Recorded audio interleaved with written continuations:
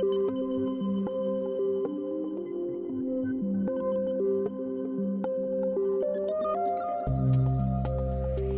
is 6 Minutes, the Seriously International Daily Newscast. It's Friday, April 4th. I'm Emma Albright. And I'm Rebecca Bonthius. The sun is setting on the South Pacific islands of Tuvalu, while it's about to rise on Barbados. In Eswatini and here in the World Crunch newsroom in Paris, it's just after midday. These are the latest headlines.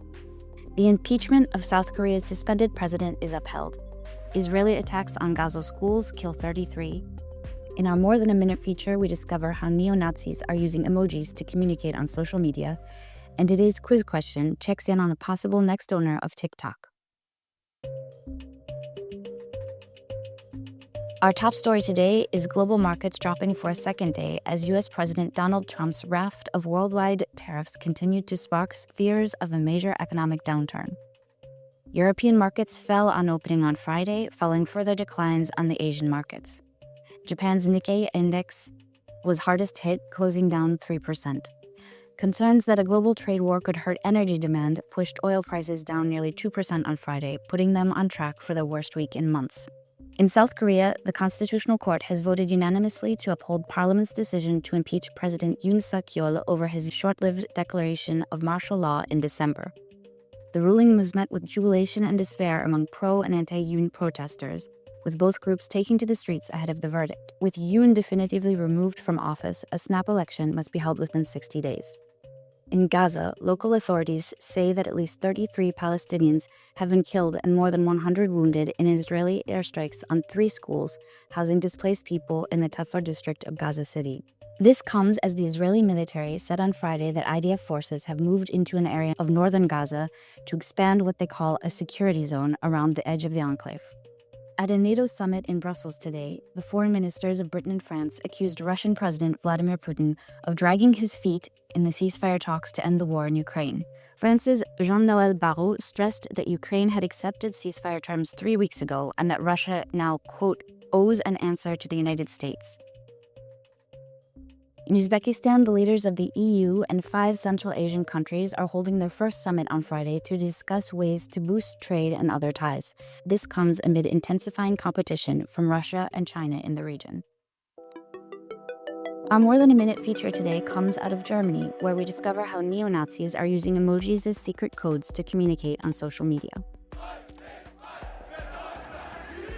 That's the sound of neo-Nazis demonstrating in Berlin last month, their third and largest such march since December. German Chancellor Olaf Scholz recently voiced his concern, warning about, quote, neo-Nazis and their dark networks. An article in Hamburg-based Die Zeit reports on research by a pair of Dutch artists who have immersed themselves in far-right online communities, becoming experts in a kind of visual vocabulary that operates across borders, from the United States to the Netherlands and Germany alike.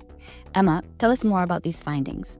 Dutch artists Anna Ziebelnik and Jacob Ganselmeier set out last year to specifically track far-right symbols in German-language TikTok accounts, emojis, abbreviations, hashtags, full phrases. In just 3 days, they identified more than 1,800 accounts, pushing out these dog whistles to mainstream audiences. What are some examples of the neo-Nazi symbols we might find online? The milk emoji with the hashtag raw milk can represent the supposed superiority of white people. The kiwi serves as a symbol to express transphobia, perhaps due to the kiwi plant's bisexual nature. 2 lightning emojis are often used as a replacement for SS runes. 2 8-balls are the neo-Nazi code 88, or HH, which stands for Heil Hitler, as the letter H is the 8th in the alphabet. Context is everything when it comes to these codes, Ganselmeier told Die Zeit. If someone drops a milk emoji into a recipe post, it's not suspicious. But on far-right TikTok profiles, that same emoji might be surrounded by runes, German flags, or number codes like 88. It's tricky, Deborah Schnabel, director of the Anne Frank Education Center in Frankfurt, tells Die Zeit, because some of the codes keep evolving.